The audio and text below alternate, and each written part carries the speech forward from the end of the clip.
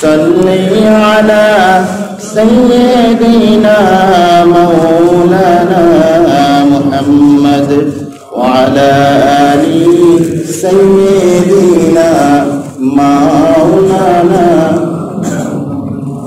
بلغ العلا بكماله كشف الدجى بجماله حسنت جميع خصاله صلوا عليه وآله আরবের বুকে মক্কার পরে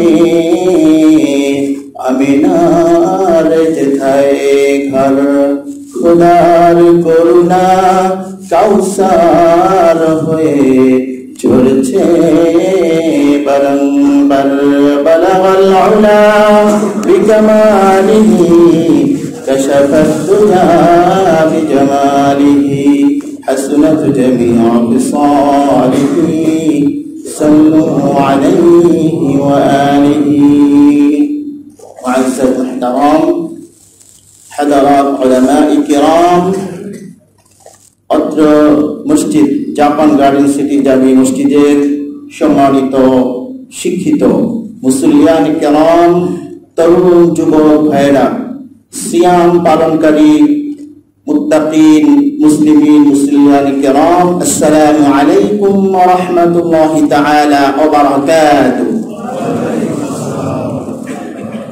আপনারা সবাই কেমন আছেন?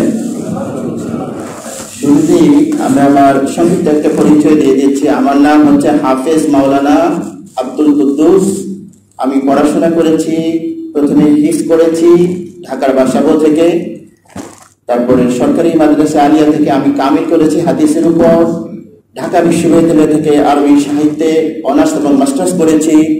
আমি কওমি মাদ্রাসায় পড়াশোনা করেছি আল জামিআতুল মাহমুদিয়া সাতা মসজিদ কামরাঙ্গীরচর। সংক্ষিপ্ত পরিচয় দিয়ে আজকে আমরা যে জুমা আমরা অতিবাহিত করছি সেই জুমার সম্পর্কে আমরা কিছু কথা বলবো।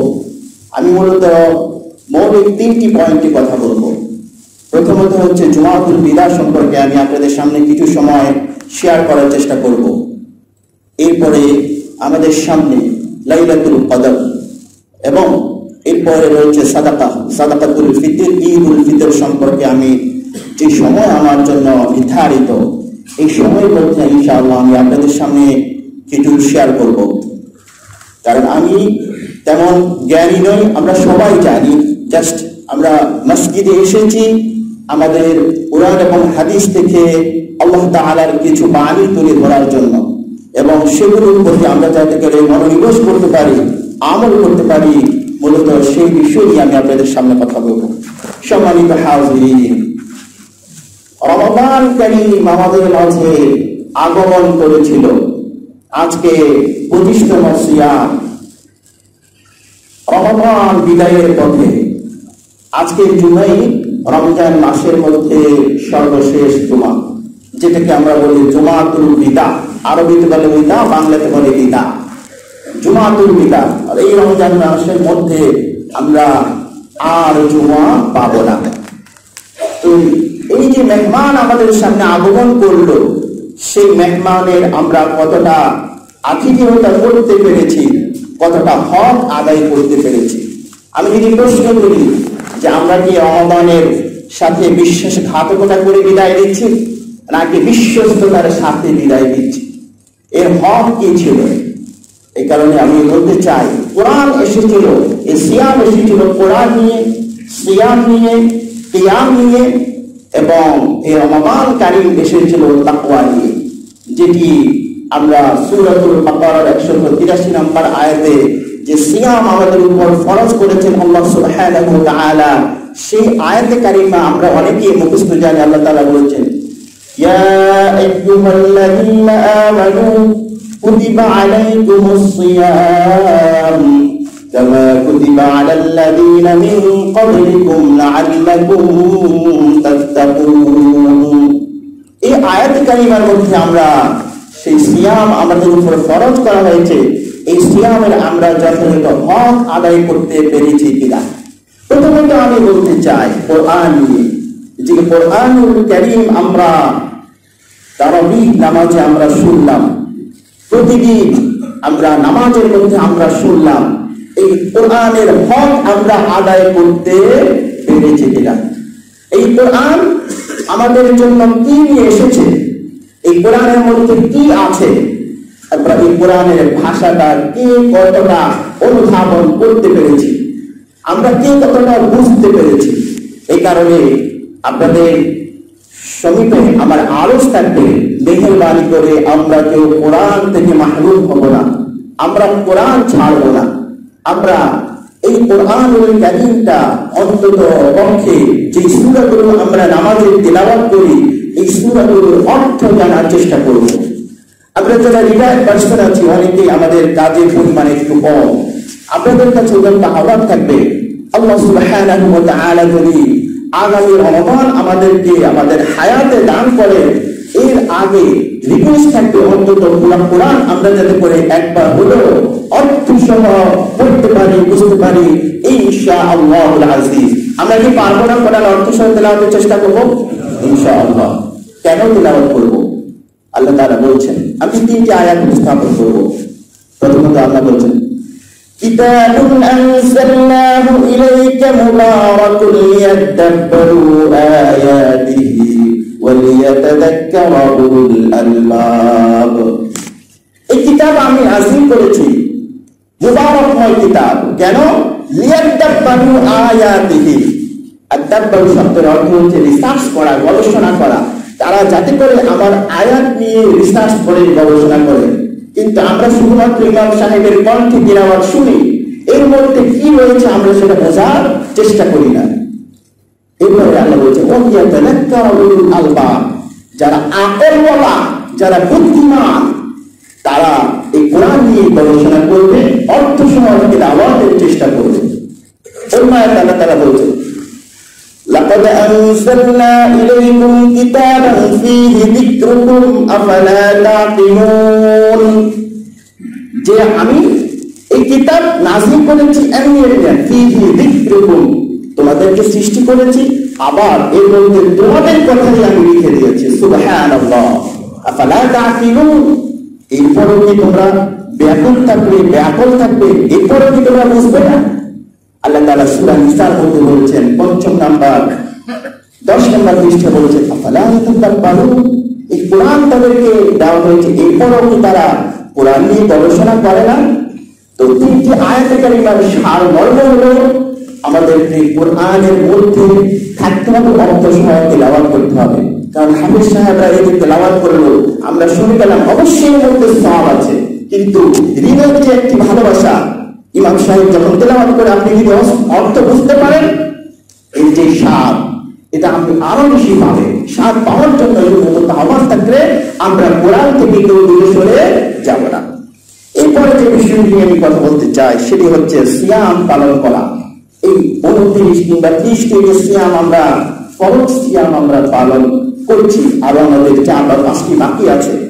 আমরা কি এই রোজার যে প্র্যাকটিস করলাম, যে ট্রেনিং আমরা গ্রহণ করলাম, এই রোজা চলে গেল, রমাদান কারীম চলে যাবে, আমরা কি রোজা ছেড়ে দিব? ছেড়ে দেওয়া যাবে না। এর বাইরেও কিছু নফল ইবাদতের, নফল সিয়ামের মাধ্যমে আমরা রোজার যে হক, রোজার যে প্র্যাকটিস, সেটি ধরে রাখার চেষ্টা করব। এর মধ্যে নাম্বার 1 হচ্ছে আমরা যারা আল্লাহ পাকের প্রিয় বান্দা হতে চাই। এরকম কোনো মানুষ এখানে নাই আমরা যারা আল্লাহ পাকের প্রিয় বান্দা হতে চাই না। আমরা চাই, প্রত্যেকেই চাই আমরা জান্নাতমুখী হতে, জান্নাতে যেতে চাই। কি আপনারা জান্নাতে যেতে চান না? অবশ্যই। আমরা সেই জান্নাতে যারা যেতে চাই, তারা আল্লাহ পাকের প্রিয় বান্দা হতে হবে। আল্লাহ তাআলা বলেছেন সূরা আলাকের মধ্যে, ওয়াসজুদ ওয়াকতারিব, আল্লাহকে সিজদা করো, তার নিকট হতে হও। এজন্য কিছু নফল সিয়ামের প্র্যাকটিস আমাদের ধরে রাখতে হবে। এর মধ্যে অন্যতম হচ্ছে আইয়ামে বীজুল রোজা পালন করা।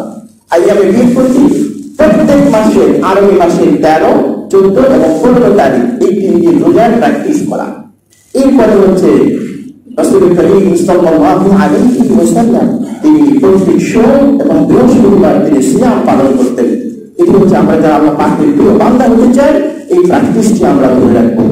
এরপরে জিলহজ মাসের প্রথম 9 দিন স্পেশালি ইয়াউমুল আরাফা, আরাফার দিন আমরা রোজা পালন করবো, সিয়াম পালন করবো। এরপরে আমরা ইয়াউম আশুরা, আশুরার দিন আমরা রোজা পালন করতে পারি। এবং স্পেশালি এই রমাদানকালীন বিদায়ের পরে ঠিক নিকটবর্তী আমাদের যে মাস, সে মাস হচ্ছে শাওয়াল মাস। এই শাওয়াল মাসের রোজা আবু আইয়ুব আনসারী রাদিয়াল্লাহু তাআলা আনহু বলছেন, قال النبي صلى الله عليه وسلم من صام رمضان ثم اتبعه ستا من شوال كان كصيام الدهر। যে ব্যক্তি রমাদানকালীন সিয়াম পালন করলো, অতঃপর তারপর তাকে অনুসরণ করে শাওয়াল মাসে 6টি রোজা রাখলো। শাওয়াল মাসে কয়টি রোজা? 6টি রোজা। স্পেশালি আমাদের মা বোনেরা এই আমলটি বেশি করে থাকে। আমরা যারা পুরুষ, আমরা একটু বেশি ব্যস্ততার কারণে অনেকেই পালন করতে পারি না। নবীজি বলেছেন, যদি কেউ শাওয়াল মাসে এই 6টি রোজা পালন করে, সে যেন 6টি বছর ধরে রোজা রাখলো। সুবহানাল্লাহ। আপনি একাধারে 6টি রোজা যদি পালন করতে কষ্ট হয়, আপনি ভেঙে রাখেন। কিন্তু যেদিন আপনাদের একটু ব্যস্ততা কম, শুক্রবার, বৃহস্পতিবার, এই দিনগুলোতে আপনি যদি পালন করেন বা একটি করে করেন, পুরো মাস আপনার জন্য রয়েছে। একাধারে করতে হবে বিষয়টি তা নয়। এই জন্য আমরা এই সিয়ামের যে প্র্যাকটিস আমরা এই রমাদানকালীনে আমরা করলাম, আমরা এই প্র্যাকটিসটা আমরা ধরে রাখবো। আল্লাহ তাআলা আমাদের সেই তৌফিক দান করুন। আমরা সবাই বলি আল্লাহুম্মা আমিন। সম্মানিত হাজিরিন, এরপর যে বিষয়টি আমি উপস্থাপন করতে চাই সেটি হচ্ছে কিয়াম করা। এখানে কিয়াম মানে হচ্ছে সালাত আদায় করা, রাতের বেলা দাঁড়িয়ে দাঁড়িয়ে সালাত আদায় করা। দেখুন, আমরা এই যে এখন যে আমরা সিয়াম পালন করছি, রোজা রাখছি, আল্লাহ তাআলা আমাদের প্রতি মেহেরবানি করে যদি তিনি চাইতেন, বলতেন যে তুমি যখন সূর্য ডুবে গেল এরপরে তুমি সাহরি গ্রহণ করো, আবার যখন সূর্য উঠবে তখন তুমি ইফতার করো। আল্লাহ কি চাইলে এরকম পারতেন না? এটা আমাদের জন্য খুব সহজ হয়ে যেত, তাই না?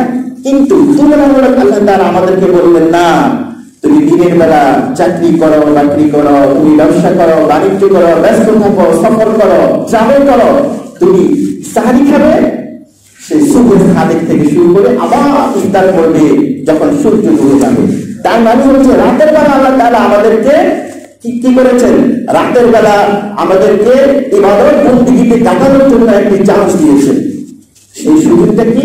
যে আমরা রাতের বেলা দাঁড়িয়ে দাঁড়িয়ে তারাবি নামাজ আদায় করবো, আবার তারাবি শেষ করে বাসায় গিয়ে আবার শুয়ে পড়তে হবে, আবার ভোরে উঠতে হবে, তাহারি করতে হবে। এবং বলেই কিন্তু আল্লাহ তাআলা আমাদেরকে রাতের বেলার ইবাদতকে অধিক আল্লাহ তাআলার কাছে গ্রহণীয়, আল্লাহ তাআলার কাছে অধিক গ্রহণযোগ্য বলে হাদিসে পাওয়া যায়। এই জন্য আল্লাহ তাআলা আমাদেরকে রমাদানকালীন দিয়েছেন, আমরা প্র্যাকটিস করছি। প্র্যাকটিস করে আমরা কি করব? আমরা বেশি বেশি রাতে যারা তাহাজ্জুদ নামাজের অভ্যাস আছে, তারা রাতে তাহাজ্জুদের সালাত আদায় করব। আর যাদের একেবারে অভ্যাস কম, অভ্যাস ধীরে ধীরে আমরা শুরু করব। যখন আমরা ঘুমোতে যাব তার আগে অন্তত পক্ষে 2 রাকাত সালাত আদায় করে তারপরে ঘুমোতে যাব। কারণ আল্লাহ সুবহানাহু ওয়া তাআলা রাতের শেষ তৃতীয়াংশে, বিশেষ করে আমাদের হিসাবে এটা মুফাসসিরিন কেরাম এটাকে গবেষণা করে বের করেছেন যে সূর্য ডোবার 4 থেকে 5 ঘন্টা পর থেকে আল্লাহ পাকের রহমত বর্ষণ হতে থাকে। এই জন্য আমরা যখনই রাতে শুতে যাব, যদি পারি আমরা রাতে উঠবো, তার ফজিলত বেশি। এরপরে বর্ণনা আমি বলবো। কিন্তু যাদের একেবারে অভ্যাস কম, আমরা অন্তত পক্ষে যখন ইশার সালাত আদায় করি 2 রাকাত অতিরিক্ত নামাজ পড়ে তারপরে আমরা বাসায় ফিরবো বা যেখানে আমরা আদায় করি সেখানে আমরা আদায় করবো। এরপরে আমরা এই কাজটা কেন করবো? দেখুন, আমাদের যারা কুরআনুল কারীম যে আমরা পেলাম, এই কোরআন কারীম কি দিনে নাযিল হয়েছে না রাতে?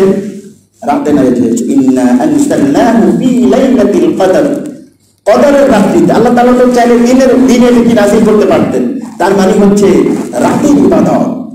এরপরে আমরা দেখবেন আমাদের সমাজে, আমি যদি সংক্ষিপ্ত দিয়ে একটা প্র্যাকটিস উদাহরণ দিই, যারা ভালো ছাত্র তারা কিন্তু রাতের বেলা উঠে লেখাপড়া করে। বিশেষ করে হাফেজুল কোরআন যারা, তাদের তিলাওয়াত, তাদের মুখস্থ শুরু হয় সন্ধ্যা থেকে, এবং তারা ভোর রাতে উঠে তারপরে তারা তিলাওয়াত শুরু করে এবং মুখস্থ করে। কেন করে? আল্লাহ তাআলা সূরা মুজাম্মিলে ঘোষণা করেন, ইন্না নাশিআতাল লাইলি হিয়া আশাদ্দু ওয়াতআন ওয়া আকওয়ামু কিলা। আশাদ্দু শব্দ ব্যবহার করা হয়েছে সুপারলেটিভ ডিগ্রি, যে তুমি কি হৃদয়ঙ্গম করার জন্য, মুখস্থ রাখার জন্য তোমার ব্রেইনটা তখন পারবে, হৃদয়ে ধারণ করতে পারবে। এই জন্য আমরা দেখেছি ভালো ভালো ফলাফল যারা করে যে সমস্ত ছাত্ররা বিশ্ববিদ্যালয়গুলিতে তারাও পরীক্ষার আগে রাতে উঠে সালাত আদায় করে। এই জন্য আমরা এটা তো দুনিয়ার উদাহরণ দিলাম।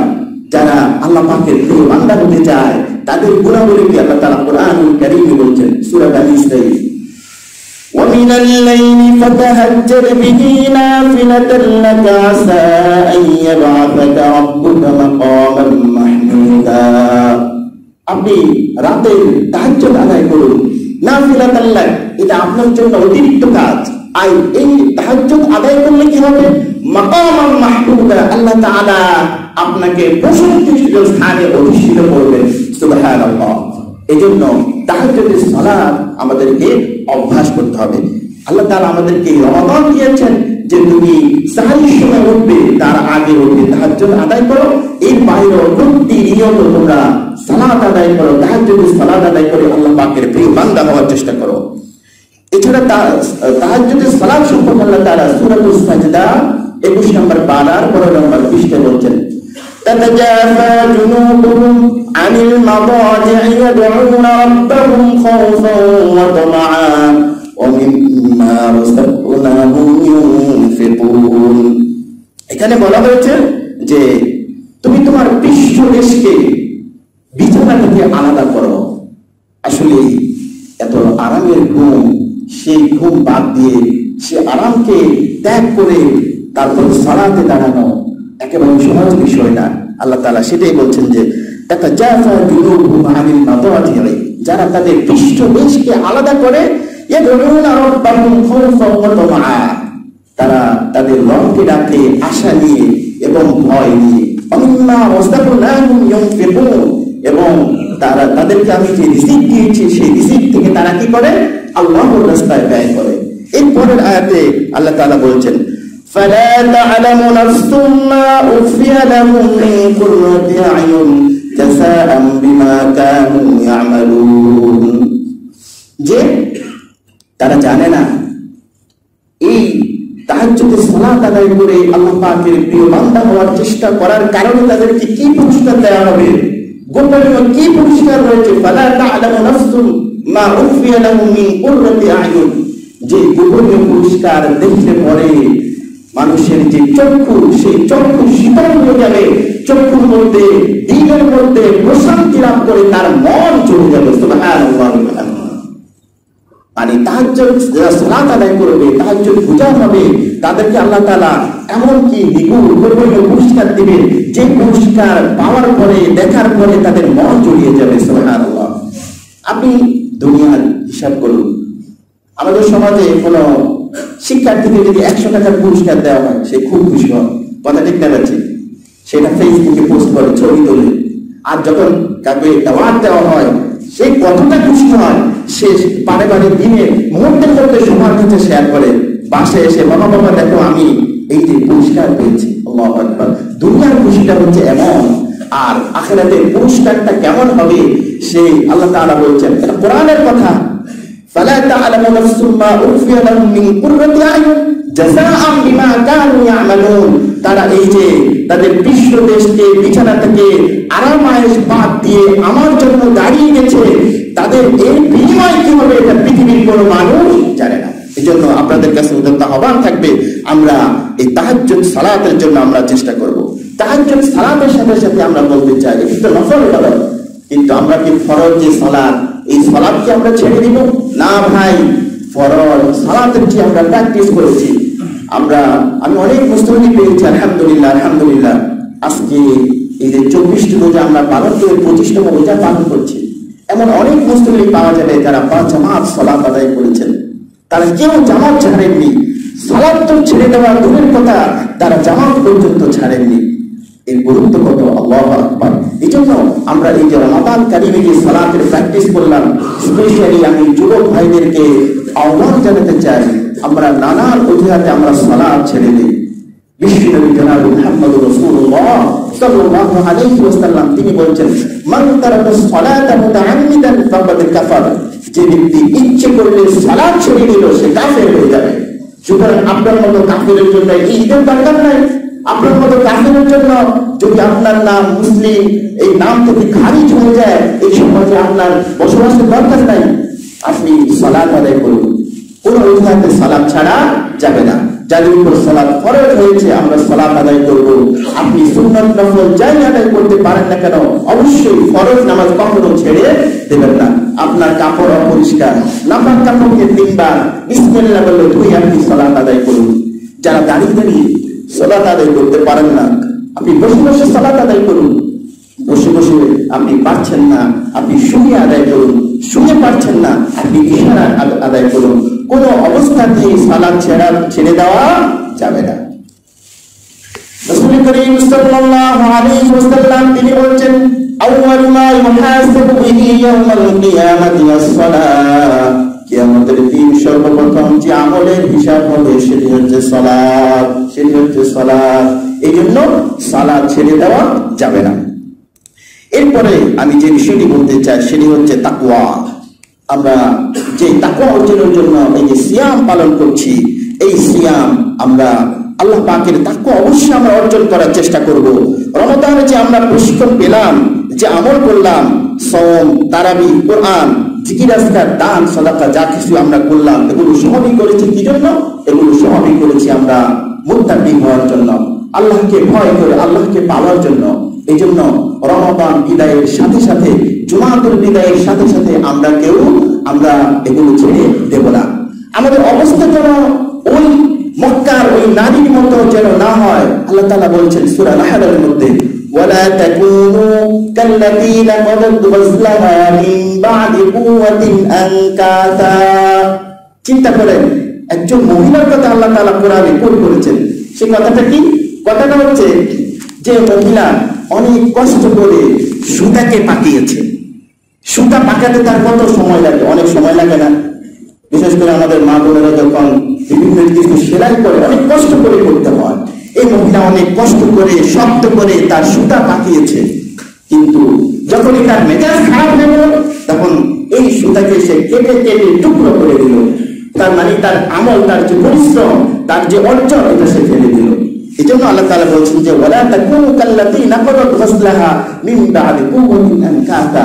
তোমরা সারাটি মাস ইমাম সাহেবের পিছনে 30 দিন সালাত আদায় করলে, কোরআন শুনলে, এর সওয়াব অর্জন করার চেষ্টা করলে, কিন্তু রমাদান বিদায়ের সাথে সাথে তোমরা তোমাদের আমলগুলো নষ্ট করে দিও না।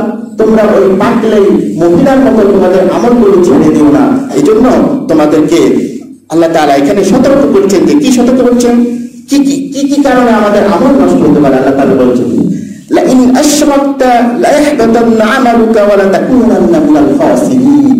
যে সমস্ত কারণে আমাদের আমল নষ্ট হতে পারে তার মধ্যে অন্যতম একটি কারণ হচ্ছে শিরক করা, আল্লাহ পাকের সাথে অন্য কাউকে অংশীদারিত্ব স্থাপন করা। আল্লাহ তাআলা বলছেন, লা ইন আশরাকতা লা ইয়াহবাতান্না আমালুক। যদি তুমি শিরক করো তাহলে আমি তোমার আমল বরবাদ করে দেব। এবং তোমরা হবে ক্ষতিগ্রস্ত। সুতরাং আমরা কেউ আল্লাহ পাকের সাথে শিরক করব না, তাহলে আমাদের আমলগুলো বরবাদ হবে না এবং আমরা ক্ষতির মধ্যে নিমজ্জিত হব না। আল্লাহকে বেশি বেশি ডাকা, আল্লাহকে বেশি বেশি ডাকা, আল্লাহ পাকের কাছে সাহায্য প্রার্থনা করা। আল্লাহ তাআলা বলছেন, আমরা যে আয়াত আমরা মুখস্থ জানি সূরা বাকারার 183, 84, 85, 86 নম্বর আয়াত আল্লাহ তাআলা ডাকার ব্যাপারে বলছেন, وَإِذَا سَأَلَكَ عِبَادِي عَنِّي فَإِنِّي قَرِيبٌ أُجِيبُ دَعْوَةَ الدَّاعِ إِذَا دَعَانِ। হে নবী, আমার বান্দারা যদি আপনাকে প্রশ্ন করে, কোন আহ্বানকারী যদি আমাকে ডাকে, আমি কোথায়? আপনি বলে দিন, আন্নী করিব। আল্লাহ কোথায়? আল্লাহ পাক নিকটে। আল্লাহ পাক আমাদের প্রত্যেকের নিকটে। যে আমি তাকে, সে জোর করে আমাকে ডাকার দরকার নাই, জোর করে ডাকলো আমি শুনবো। আমাকে যদি সে মনে মনে জপে, অন্তরে জপে, মুখে ডাকে, তারপর আমি শুনবো। আল্লাহ তাআলা বলছেন, ইবাদি আন্নী ফাইন্নী করিব উজিবু দাওয়াতাদ দাঈ ইযা দাআন।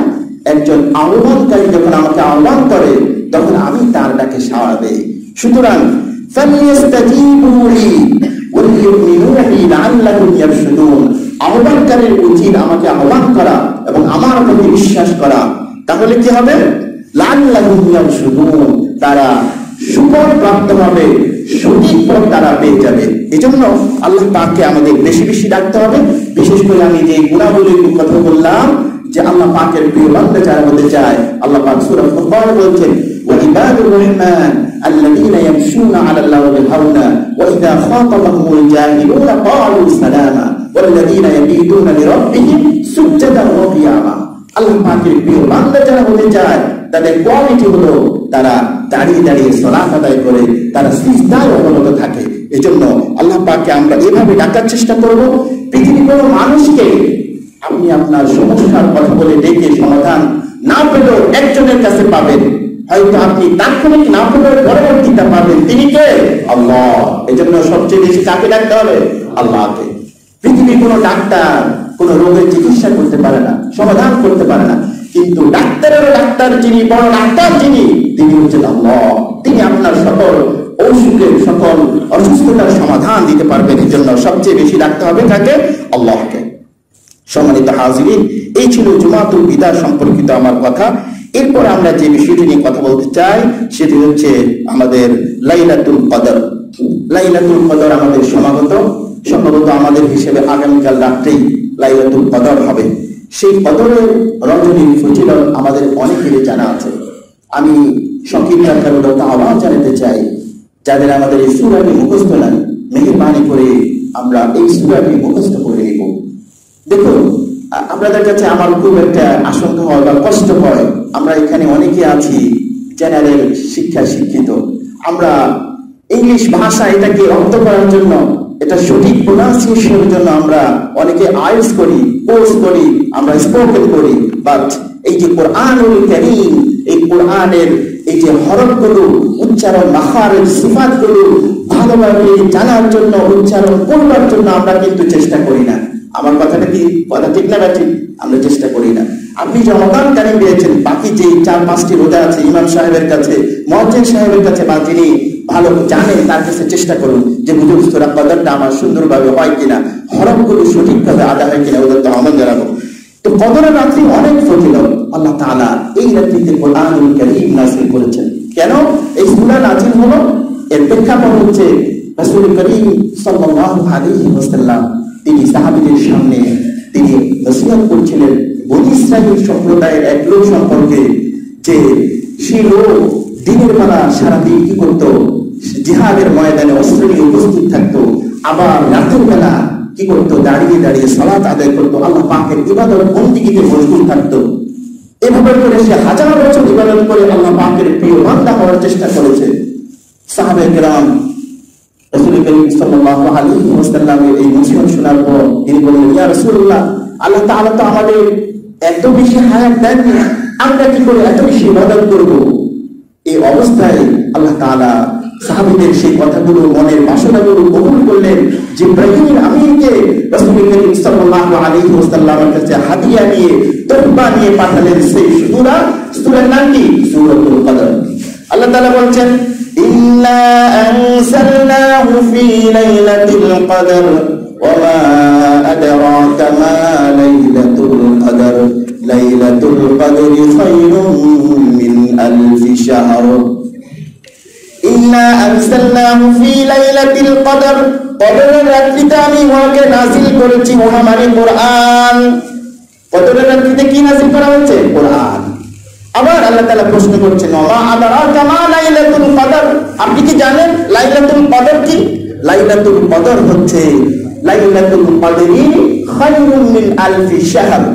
শাহরুন মানে মাস, আলফুন মানে হচ্ছে হাজার। কদরের রাত্রি হলো এই রাত্রির যে ফজিলত, এই রাত্রির যে বোনাস, আমি বলি এটা বোনাস। আমরা ঈদ আসলে অনেকেই বোনাস খুঁজি, তাই না? আমাদের বোনাসের দরকার হয়, কিন্তু আল্লাহ তাআলা আমাদেরকে রমাদান কারীমে একটি রাত দিয়েছেন বোনাস পাওয়ার জন্য। সে রাতের নাম কি?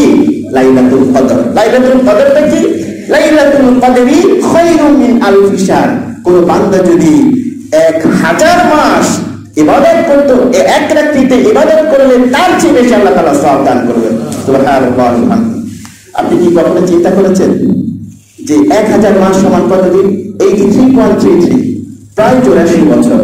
এখন এক রাত্রিতে ইবাদত করলে কত বছর? 84 বছর।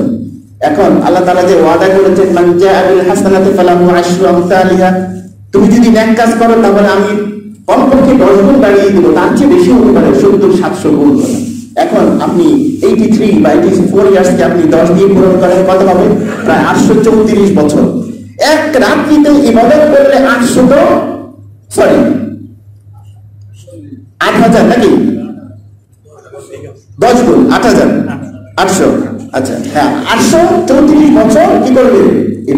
ইবাদত করার সমান সওয়াব পাওয়া যাবে। এখন কোন মানুষ যদি আমাদের দেশের যে গড় আয়ু, সেই গড় আয়ু হলো সম্ভবত এখন 72 ইয়ার্স, কেউ যদি 70 বছর এরকম করে প্রত্যেক বছরে এরকম একটা রাত যদি পেতে থাকে, কত বছর? প্রায় 57,000 বছর ইবাদত করা, তার চেয়ে বেশি সব আল্লাহ তাআলা বলছেন খয়র, নির্দিষ্ট করা হয়নি, এখানে লিমিটেশন করা হয়নি, তার চেয়ে বেশি সওয়াব তুমি পাবে লাইলাতুল কদর ইবাদত করার জন্য। এই লাইলাতুল কদর কখন আমরা আমাদের দেশে আমরা 26 তারিখে রাতে পালন করে থাকি, কিন্তু রাসূল করিম সাল্লাল্লাহু আলাইহি ওয়াসাল্লাম বলেছেন তুমি শেষ দশকের দ্বিতীয় রাত্রিগুলোতে তোমরা লাইলাতুল কদর তালাশ করো। লাইলাতুল কদর তালাশ করার জন্য আমাদের আল্লাহ পাক অনেক ধনবান বিত্তবান মানুষকে দান করেছেন। তার অনেকে সৌদি আরব গিয়ে কাবা শরীফে তারা ইতিকাফ করছে, কিংবা মসজিদে নববীতে ইতিকাফ করছে। এই জন্য এই 3টি মসজিদে ইতিকাফ করা, মসজিদুল আকসা যেটা সেখানে, এর বাইরে বাকি সমস্ত মসজিদে ইবাদত করা সমান। এজন্য আমরা এই লাইলাতুল কদর সামনে যে রজনী, এই রজনীটাকে আমরা কাজে লাগানোর চেষ্টা করব। আল্লাহ তাআলা আমাদের সেই তৌফিক দান করুন। আমরা সবাই বলি আল্লাহুম্মা আমিন। সম্মানিত হাজিরিন, আমরা যারা আল্লাহ তাআলা আমাদেরকে সম্পদ দিয়েছেন, সেই সম্পদ আমরা কিভাবে ব্যয় করছি? আমরা যারা যাকাত আমাদের যাদের উপর ফরজ করা হয়েছে, যাকাত একটি ফরজ ইবাদত, যেখানে আল্লাহ তাআলা সালাতের কথা বলেছেন, আকিমুস সালাতা ওয়া আতুস যাকাত ওয়ারকাউ মা'আর রাকিঈন, যেখানে আল্লাহ তাআলা সালাতের কথা বলেছেন, সেখানে আল্লাহ তাআলা আবার যাকাতের কথা বলেছেন। এই কারণে যাদের উপর যাকাত ফরজ করা হয়েছে, এটার হিসাব হলো আরবি চন্দ্র মাসের মধ্যে যারা সাহিবে নিসাব, অর্থাৎ 7.5 ভরি স্বর্ণ কিংবা 52 ভরি রৌপ্য কিংবা সম পরিমাণ অর্থ যদি এক বছর কারো কাছে গচ্ছিত থাকে, জমা থাকে, ব্যাংকে থাকে, আপনি এটি হিসাব করে, আমাদের কোন কোন উলামায়ে কেরাম এটা হিসাব বের করেছেন 67,000 বা 70,000 টাকা যদি কারো কাছে এক বছর জমা থাকে, এর উপর 8% হারে আপনাকে যাকাত প্রদান করতে হবে। এর মধ্যে যত লক্ষ কোটি টাকা হবে তার উপর যাকাত আপনার জন্য ফরজ।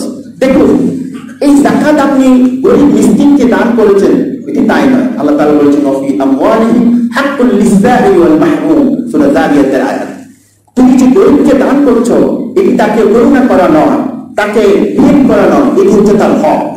আরেকটি ব্যাপার আমি সময় কম, আমি সংক্ষিপ্তভাবে বলতে চাই। দেখুন, আমাদের যাদের বাড়ি আছে, গাড়ি আছে, আমরা আমাদের সম্পদ আছে, এগুলোকে আমরা তালা করে রাখি, সিকিউরিটি নিয়োগ করি, সিসি ক্যামেরা লাগাই, এটা নিয়ন্ত্রণ করবার জন্য। কিন্তু ভাই, আপনি যদি সঠিকভাবে যাকাত আদায় করেন, এই যে আমাদের সমাজে, আমাদের রাজধানীতে অসংখ্য জায়গায় বাড়ি পড়া হচ্ছে, বাড়ি পড়ে যাচ্ছে, সম্পদ পড়ে যাচ্ছে না কেন? আপনি সঠিকভাবে যাকাত আদায় করুন। এই যাকাত আপনি আদায় করলে আল্লাহ তাআলা নিজেই তার সিকিউরিটি দায়িত্ব নিয়ে নেবেন ইনশাআল্লাহ। সুবহানাল্লাহ। এজন্য সঠিকভাবে যাকাত আদায় করুন। আপনার সম্পদ কখনো চুরি হবে না, সম্পদ কখনো ডাকাতি হবে না, সম্পদ কখনো নষ্ট হবে না, ধ্বংস হবে না। এই জন্য সঠিকভাবে আমাদের যাকাত দিতে হবে। যাকাত আদায়ের উত্তম সময় হলো রমাদানকালীন, এর বাইরেও দেওয়া যাবে ইনশাআল্লাহ। আমরা যারা এখানে আছি, যাকাতের উপর যাকাত ফরজ হয়েছে, আমরা সবাই যাকাত প্রদান করবো ইনশাআল্লাহ। আল্লাহ তাআলা কবুল করুন। সর্বশেষ যে বিষয়টি আমি বলতে চাই, সেটি হচ্ছে সাদাকাতুল ফিতর। আমাদের আগামী বুধ কিংবা বৃহস্পতিবার যে ঈদ উল ফিতর হবে, সেই ঈদ উল ফিতরের আগে আমাদের প্রত্যেকের উপরে সাদাকাতুল ফিতর ওয়াজিব। আমরা যাদের উপর যাকাতের বিধান ফরজ, তাদের উপর সাদাকাতুল ফিতর। আপনি সাদাকাতুল ফিতর কাকে দিবেন? আল্লাহ তাআলা যাদের উপর যাকাত খাওয়া বিধান করেছেন, সূরা তাওবার 7 নম্বর আয়াতে আল্লাহ তাআলা বলেছেন, ইন্নামাস সাদাকাতু লিল ফুকারা'i ওয়াল মাসাকিনি ওয়াল 'আমিলিনা 'আলাইহা ওয়াল মুআল্লাফাতি কুলুবুহুম ওয়া ফির রিকাব ওয়াল গালিবিনা ফি সাবিলিল্লাহি ওয়া ফিস সাবিল। এখানে 8টি খাতের কথা বলা হয়েছে। এরপরেও এই 8টির বাইরে আপনি যদি নিয়ারেস্ট আপনার কোনো আত্মীয় স্বজন এদিকে দিতে চান, সূরা বাকারা 273 নম্বর আয়াতে আল্লাহ তাআলা বলেছেন, ফুকারা'আল্লাযীনা ইউসলিমু ফি সাবিলিল্লাহ, যারা মুখ খুলে আপনার কাছে চাইতে পারে না, আপনি খুঁজবেন, তালাশ করেন কে এটার হকটা, তাকে বাসায় গিয়ে পৌঁছে দিয়ে আসেন, তার মাধ্যমে পৌঁছে দিয়ে আসেন। এই কারণে ঈদের জামাতে আসার আগে অবশ্যই আমাদের সাদাকাতুল ফিতর আদায় করতে হবে। সাদাকাতুল ফিতর শব্দের অর্থ হচ্ছে বন্ধ করা।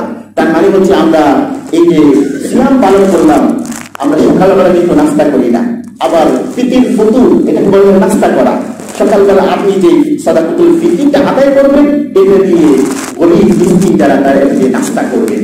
এই জন্য আমরা নামাজে ঈদের ময়দানে আসার আগেই প্রত্যেকেই আমরা যারা এখানে যারা আছি, আমাদের সন্তান, আমাদের স্ত্রী, একেবারে শুরু থেকে পুরো যারা জন্ম নিবে তাদের উপরও এই সাদাকাতুল ফিতর ওয়াজিব। আমরা প্রত্যেকেই এই ওয়াজিব ইবাদতটি আমরা পালন করার চেষ্টা করব। সম্মানিত হাজরিন, দেখুন আমাদের এই রমাদান কারীম চলে গেল, জানি না এখানে আমরা যারা উপস্থিত কিংবা সম্মানিত মুসলিয়ান কেরাম যারা আমাদের কথাগুলো শুনছি, আগামী বছর আমরা আবার এই রমাদান পাবো কিনা আমরা কেউ জানি না। আমরা দোয়া করি আল্লাহ তাআলা যাতে আমাদেরকে আগামী রমাদান পর্যন্ত হায়াতে তাইয়্যিবা দান করেন, আমরা সবাই বলি আমিন। আমরা এইরকম আকুতি, এইরকম নিয়ম আমাদের মনে থাকা দরকার যে আল্লাহ তাআলা তুমি যদি আমাকে মৃত্যু দাও, মৃত্যু অবশ্যই আমাদের দিবে, তারা কুল্লু নাফসিন যায়িকাতুল মাউত। এই রমাদান কারীম হচ্ছে গ্রেট অফারের মাস। কোন বান্দা যদি বেঁচে থাকে একটি ইবাদত করলে 10, 70, 70 সওয়াব পাওয়া যায়। মারা গেলে কি অবস্থা? মারা গেল সরাসরি কোথায় যাচ্ছে? জান্নাতের মেহমান হিসেবে চলে যাচ্ছে, কারণ জাহান্নামের দরজাগুলো বন্ধ থাকে। এই কারণে ইচ্ছা হোক, আসলে হোক, আল্লাহ তুমি যদি আমাদের মৃত্যু দাও, তুমি আমাদের রমাদান কারীমে মৃত্যু দিও।